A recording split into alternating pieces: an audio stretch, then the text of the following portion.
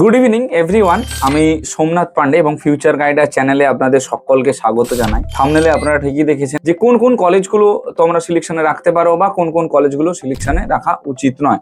সবার শুরুতে যেটা দেখা উচিত সেটা হচ্ছে কলেজের পেশেন্ট ফ্লো।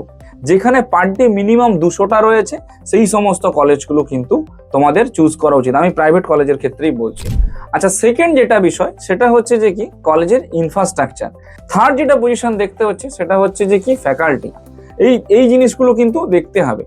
এর পরে যেটা আসছে কি যে কলেজে পড়ছো সেই কলেজে যেন পিজিটা থাকে। তারপরে তোমরা দেখছো কি যে কলেজের লোকেশন কোথায় রয়েছে এবং কলেজের তোমার ওই ট্রান্সপোর্টেশন যাতায়াতটা কিরকম রয়েছে। আপনার যা বাজেট রয়েছে সেই বাজেট অনুযায়ী আপনি কলেজ সিলেকশন করুন। যখন কলেজ সিলেকশন করছেন তখন এই পয়েন্টগুলো মাথায় রাখুন।